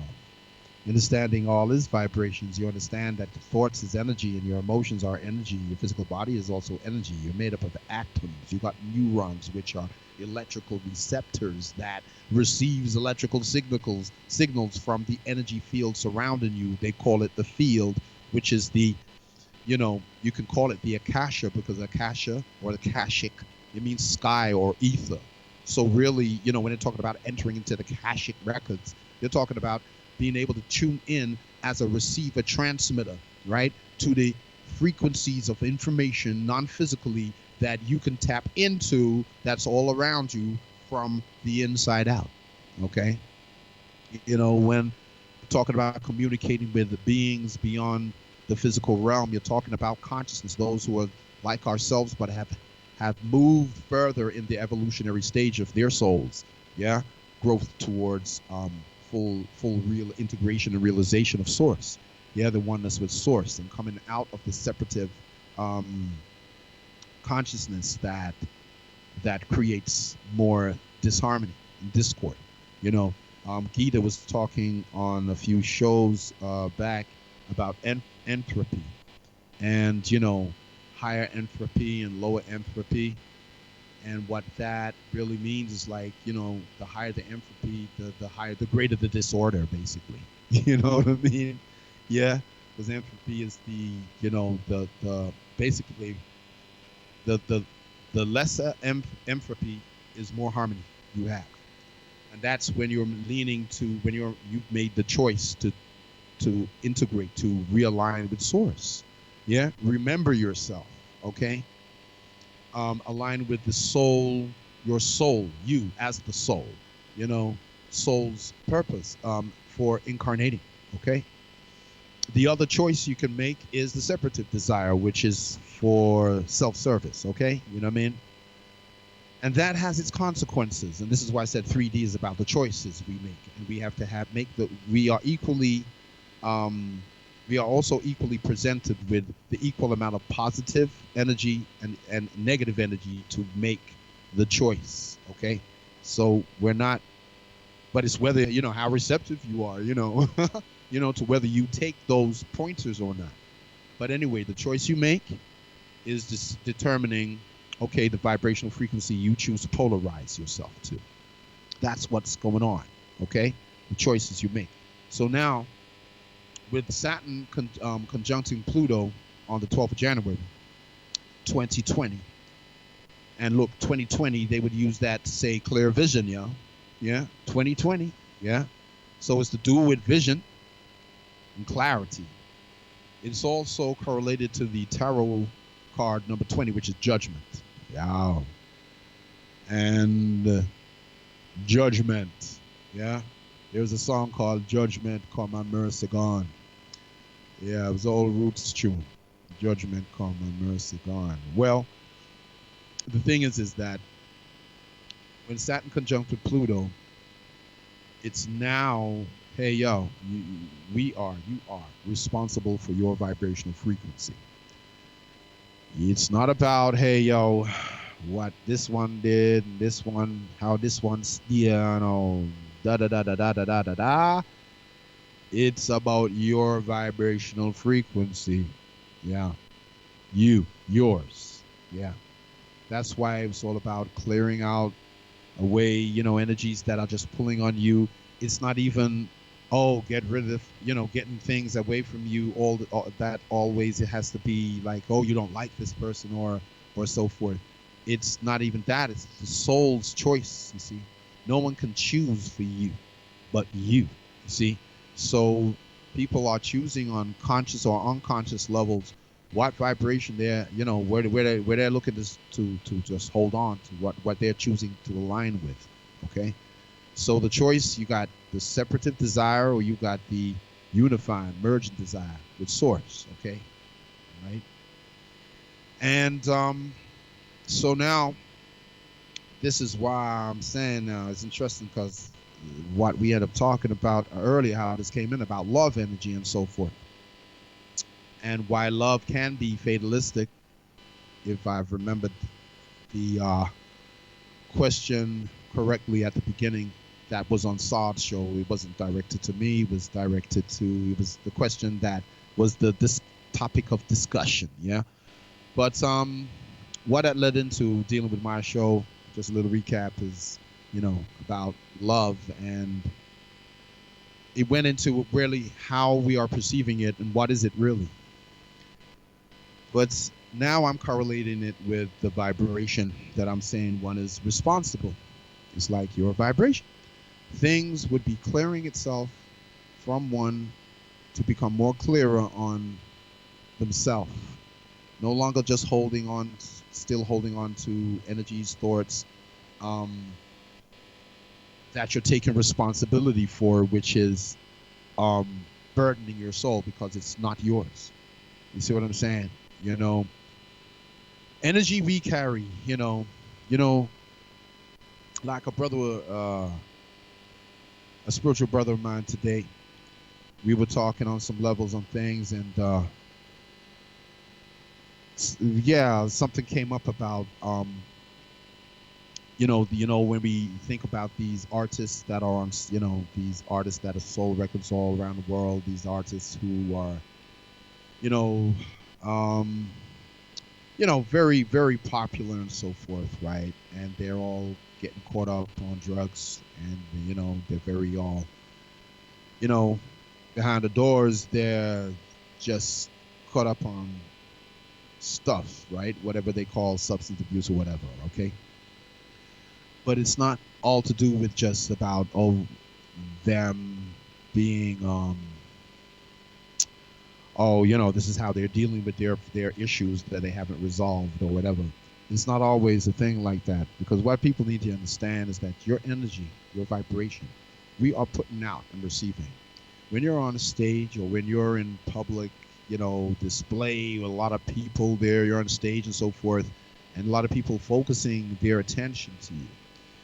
You got many, many different kind of people with their intention behind their attention and whatever they're carrying in themselves, consciously or unconsciously, that they're sending to you, because where attention goes, energy flows. So you got a lot of people,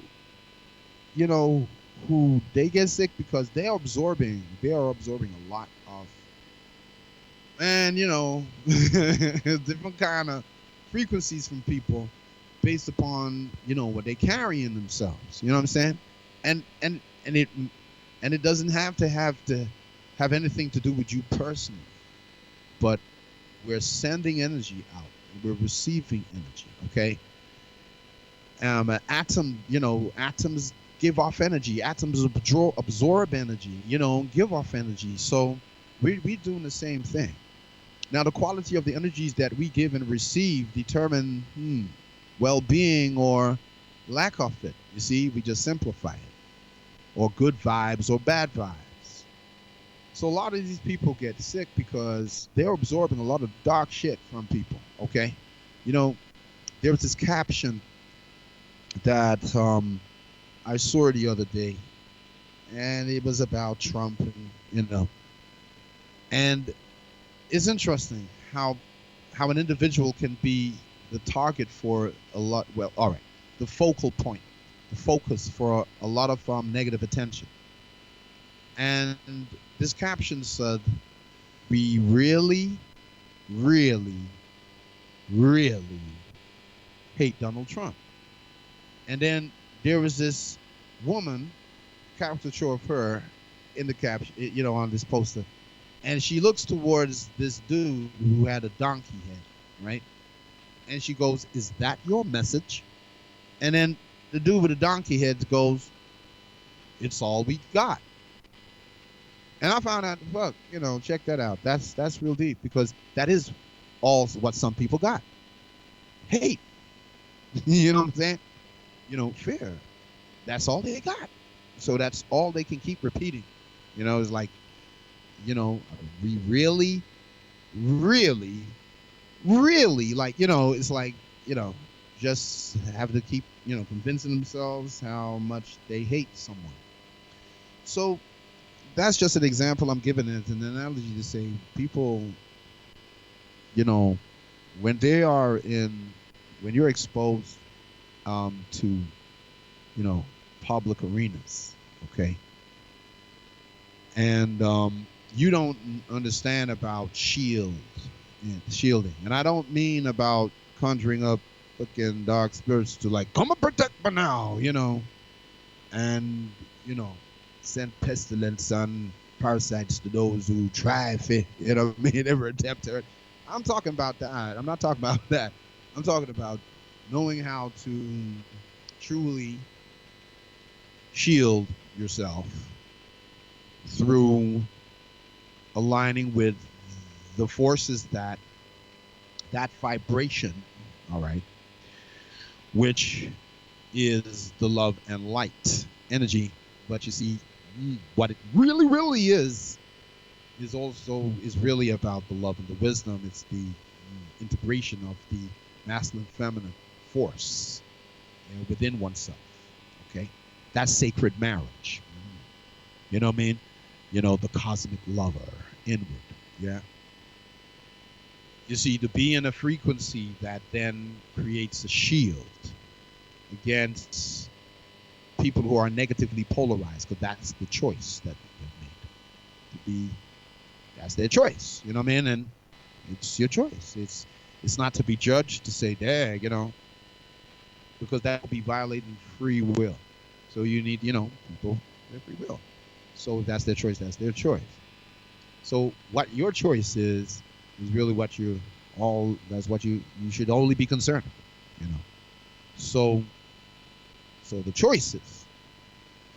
So Saturn conjunct in Pluto's is basically telling you, look, the whole system, the whole way and framework of it is got to be destroyed, in the sense of energetically, the things that can't work and operate. You can't move forward with it. Okay, it's going. All right. So the bottom dropped out. So I also said some strongs ago how there's a thread that's being pulled, and this time this thread's gonna pull out all the way, and the bottom's gonna fall out, and the seam rips. Pow. You get what I'm saying? And that's what that there's people confirming. Well, that's what they're realizing. That's what they're saying. So these energies, see, these energies, the time we're in now, this ain't no joke, yeah. You know what I'm saying? But it is a cosmic joke on a higher level, man. This is on another level, you see. But that level, you have to be one to just, you make the choice to expand your beliefs into more of a transcendental values, transcendental belief system that transcends the mundane perception one would use to maintain an identity, maintain their perception of reality upon. If you're going to hold on to the mundane to define and give meaning to all of what you see, you're experiencing, or what's going around, you won't find a meaning in that. This is where people get very disheartened and distorted, because it's like, I don't know why all this suffering, why all this pain, why, Well, the only way you're gonna make any sense out of all of this is when you align with transcendental values and beliefs, yeah, spiritual, yeah. That's what I mean by transcendental now, because that which moves beyond your earthly conditioning and history and narrative of what you believe yourself to be, because it's a load of crock of shit. You see what I'm saying? I mean, there's this movie that's come out recently, Harriet Tubman. I mean, fuck, how much slave movies you gonna freaking make? Yeah, and who the hell you making them for real? Because it's like, I mean, why? And then other people writing the narrative about what's supposed to happen to you historically, which then shapes people's perceptions of themselves. You know what I'm saying? And it's like, well, hang on a second, what the heck is this? And I came to understand, because I'm not really, Anyway, I moved away from them kind of, because you got to question these narratives. A lot of people don't. They just use the freaking narratives to freaking hold on to some more trauma, shall we? Yeah. Didn't even go that way. Well, this is what is in the movie, so you hold on to some more trauma, right? Yeah. And you see, this the whole this victim and martyrdom business, you know what I mean, with this distorted idea of love. Yeah. I was talking about this earlier, read out something, this is what all of that shit can feed. And people holding on to this trauma and shit that's not even real. It's not, listen, there's a part in this movie where something to do with Harriet Tubman has some best friend of Harriet Tubman in this movie, and Harriet Tubman had some good best friend or something which didn't exist in the real thing, and some black brother who's the bounty hunter hunting her down, which is like, what the fuck, really? Yeah, made up characters. So you got people who just believe shit about themselves and not question, like, what, all these narratives of history and all this type of stuff, all this stuff is inaccurate. You can't turn around and say that all of this is reflecting truth and fact without a shadow of a doubt. You understand? So all of this seeking your identity within the mundane realm, the earthly plane, and holding on to all of these distorted stuff, that stuff is not what you're here to know. Like, you're here to wake up, to remember you're a spiritual being, a cosmic being, and the true nature of the reality of yourself. And that means you have to align with spiritual knowledge. You know what I'm saying? The non-physical. I mean, science even explains, brings to you the reality of the non-physical existence, through their scientific wordology, through their experiments and so forth, for people now to be using the term quantum physics. You know what I'm saying? Which is really the science of consciousness. All right. But through that way, you having, this non-physical being explained through a physical medium. You see? So they're even showing you there's more. You got to wake up. You got to expand your consciousness to the broader reality, or the cosmic reality of yourself, or be lost in your mental created illusions. Which is where you get delusions. Okay, and the consequences behind that, how people experience a kind of implosion and a fallout, where it's like, oh my gosh, you're not who I thought you were. Oh my gosh, look, oh, you're a victim of some cult. Oh, he was so charismatic, and oh my gosh, you deceived me. Oh, he made me believe I blah, blah, blah. And it's like, no, it's your delusions that fed that shit too. You know what I'm saying?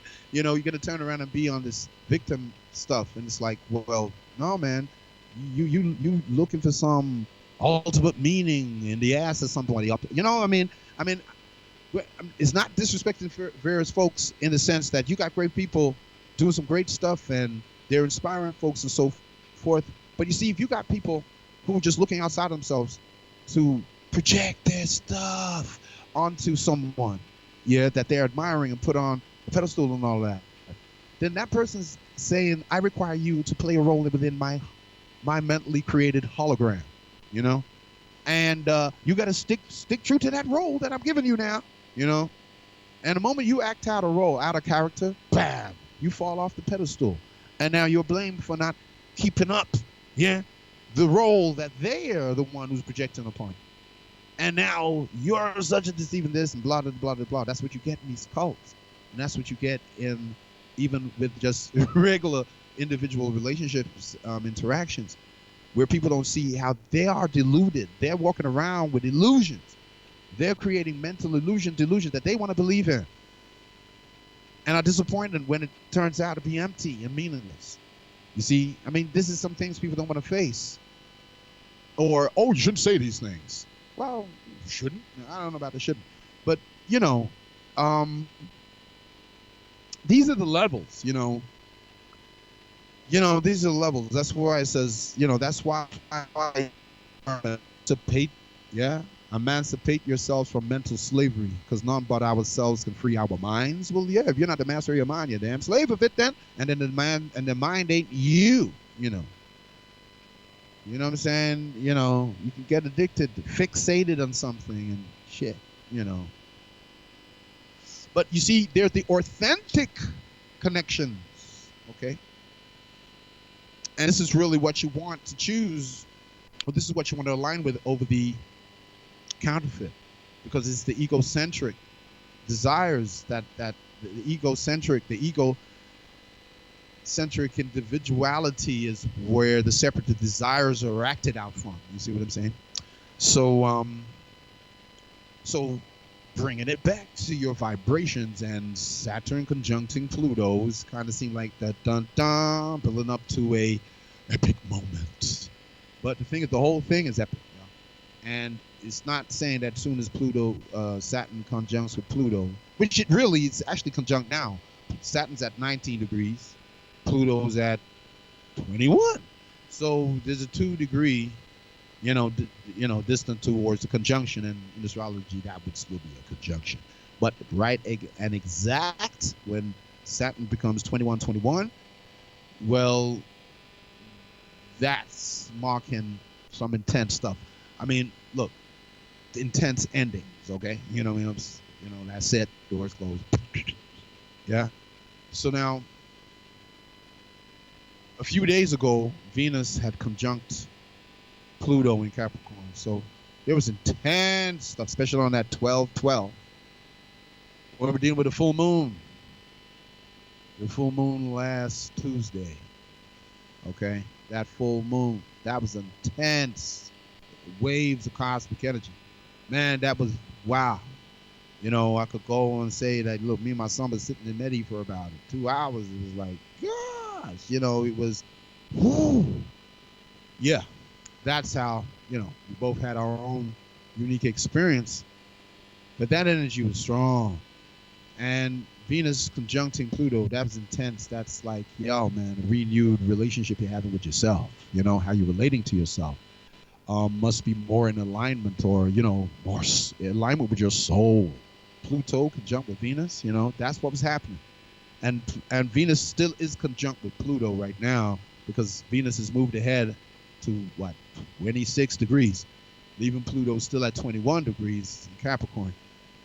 So that 5 degrees still creates, you know, that conjunction, but it's as it moves further away, that conjunction is going to get looser and looser until the energy is not strong anymore there, as then Venus is going to move into Aquarius, right? So over the past few days, from last Tuesday to, you know, to around now, you'd be, that energy is strong. So it depends how you experienced it, you know. So these energies, you know, the amplification of the cosmic waves, as I'm saying. So your vibration now is what it is. It's all about you, your vibration. If you don't like what is being experienced, then you're gonna have to just change it's about you changing the vibration. It's not about, oh, them out there, and they. It's not that. There's no more deflectors now. Yeah, there's no more deflectors. Things are gonna get hotter. You know, and this I'm saying, not to be, oh, this things are gonna get dread. I'm saying things are gonna get more intense, but this can be such a freaking this liberating, yeah, from within. I'm telling you. But it depends on what choices you're making. Okay, this is what it is. It's your vibration. This is it. It's about consolidation. Um, See, when Jupiter enters into Aquarius, that's whoa.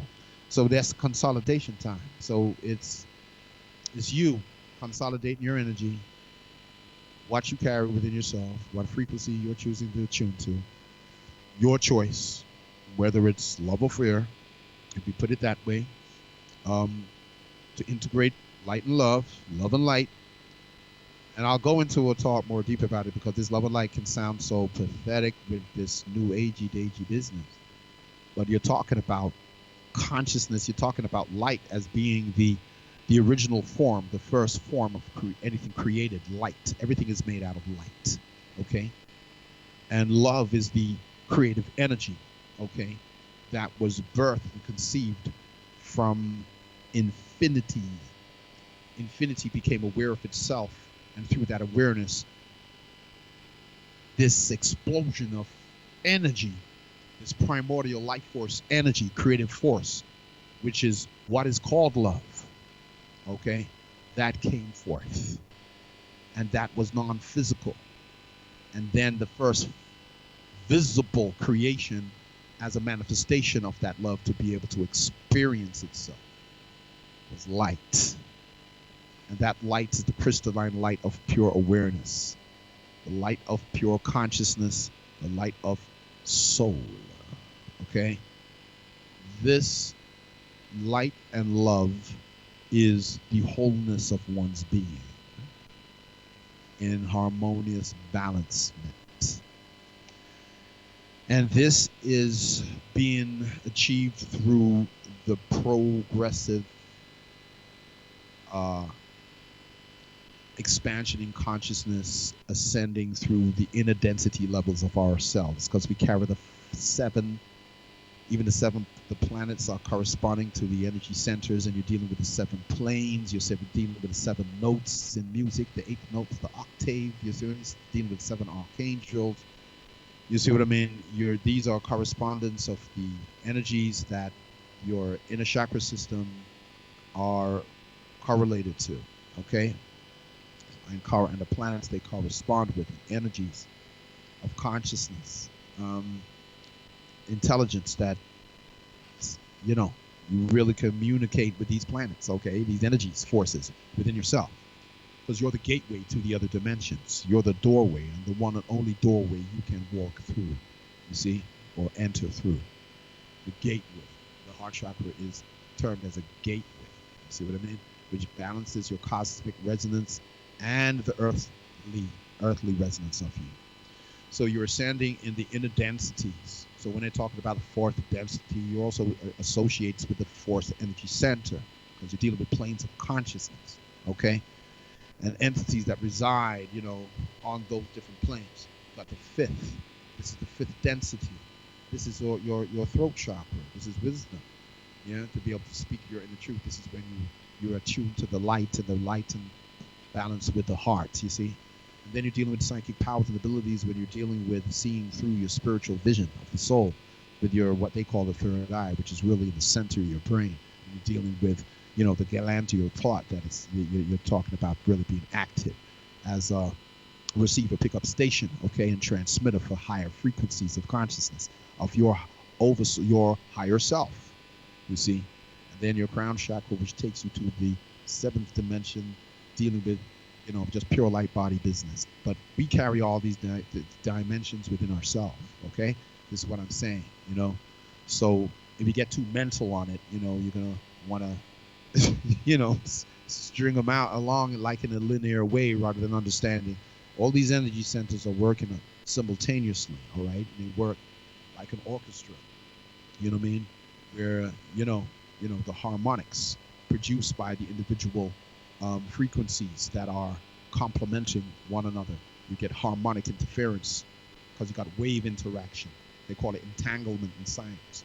You know what I mean? But you're dealing with waves interacting, and waves either have a constructive interaction, which creates good vibes, positive vibes, harmony, or you have non-constructive interaction, which creates bad vibes, agitation and conflict, and leads to destruction and stuff.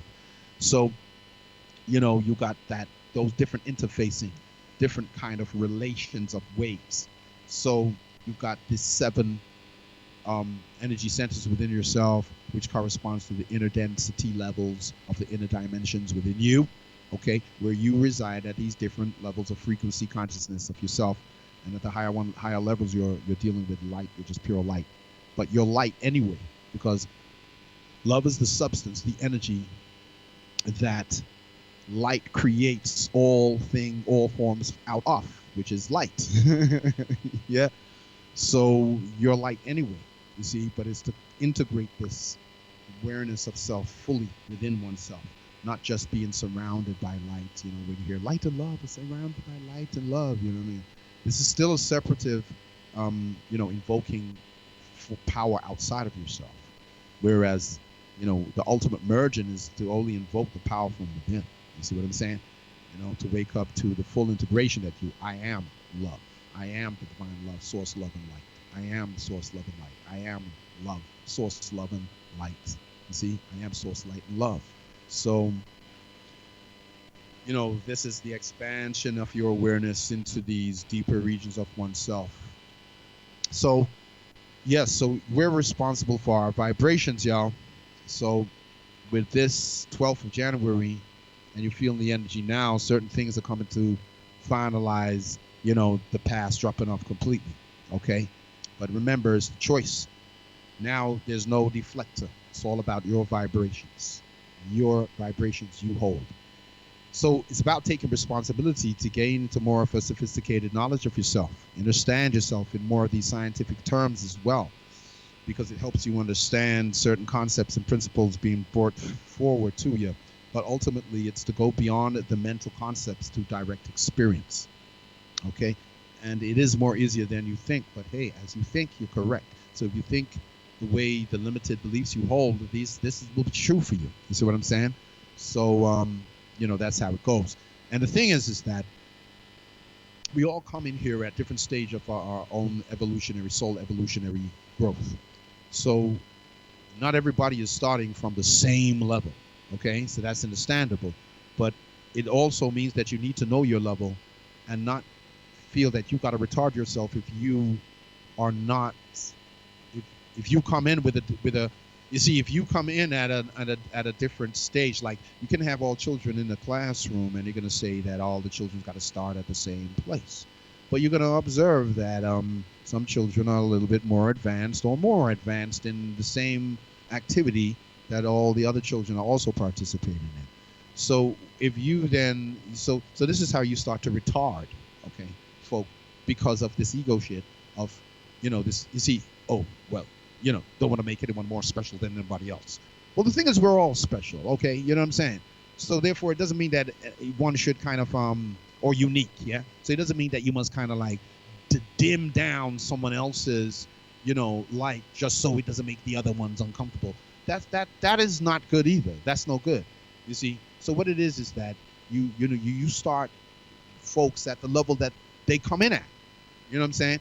That facilitates their growth and doesn't hinder it. You see what I'm saying? So all of this stuff about we all must start at the same level or trying to think that we all, we all, you think you know more than such and such. Yeah, some folk do. It's just a freaking simple fact. So, get over it and stop being a bitch about it, because we're at different levels and there's no one judging that apart from you. You see what I'm saying? If you want to judge that and use that contrast and comparison to how you're going to formulate how you relate to yourself, your own self-concept, and make somebody else be the problem for why. No, I mean, look, we're not all, it's how things are interpreted.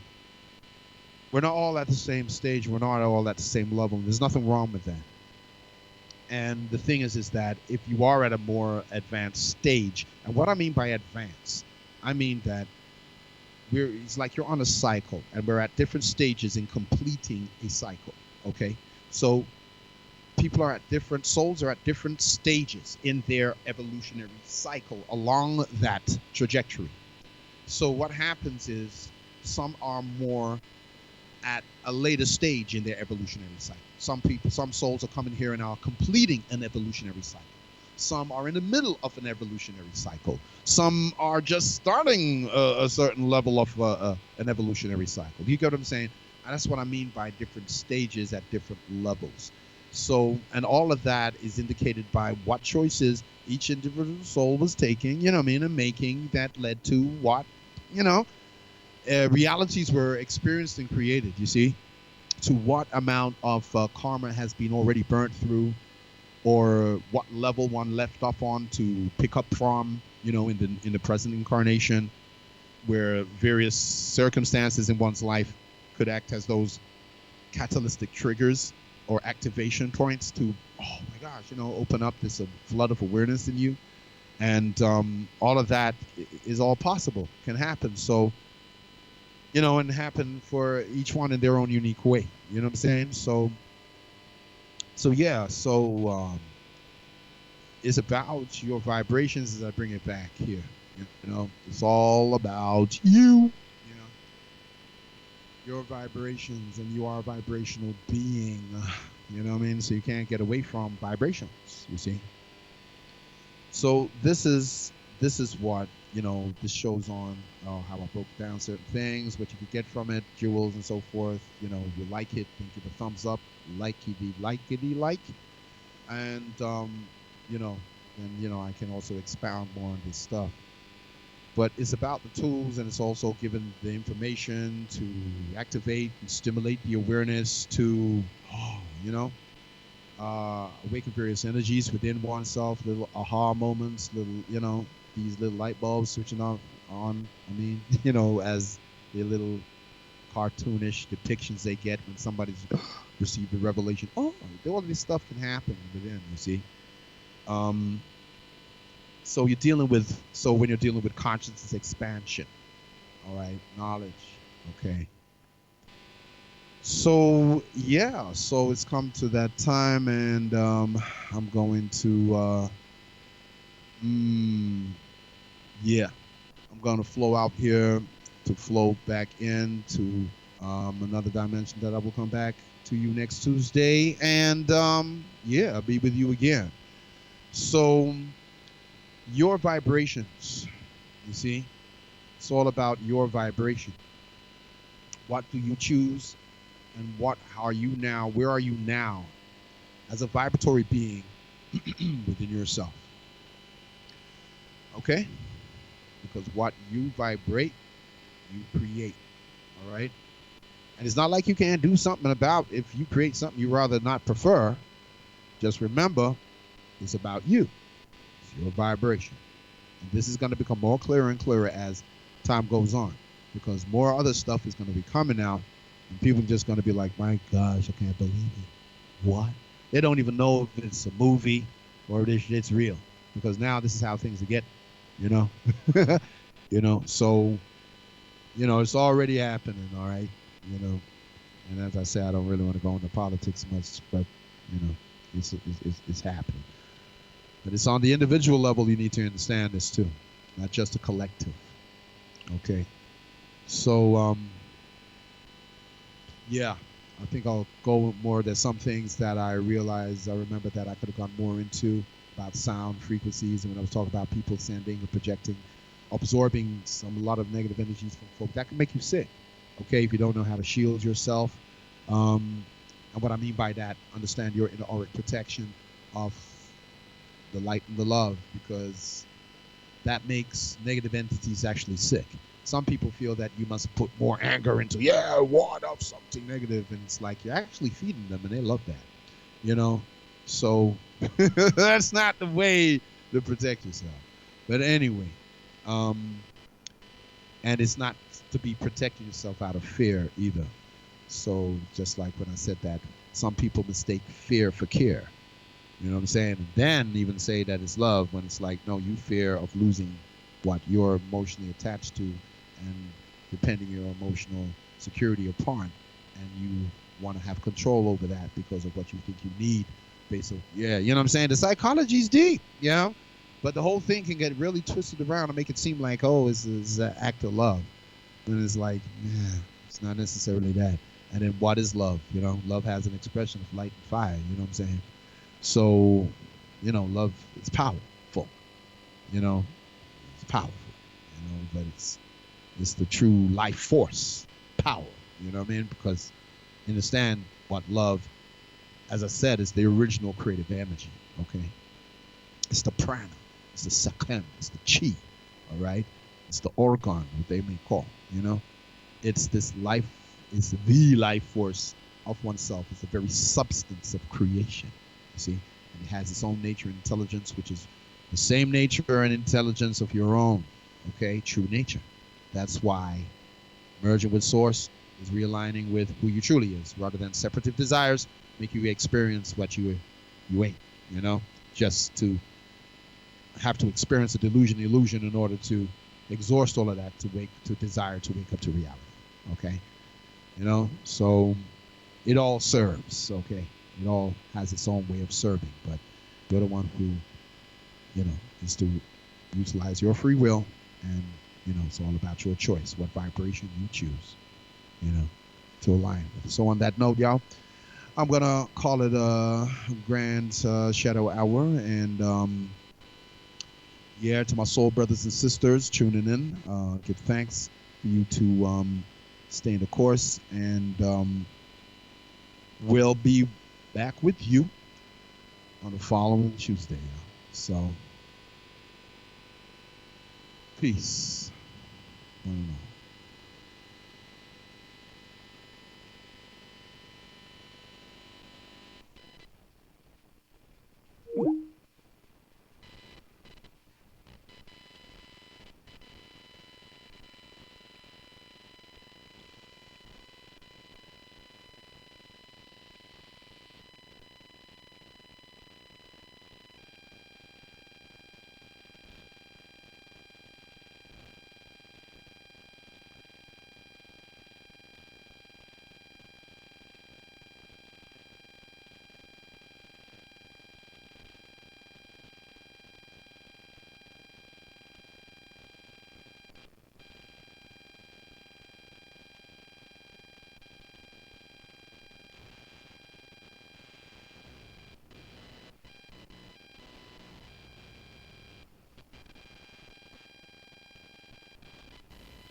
Wow, wow, wow, now.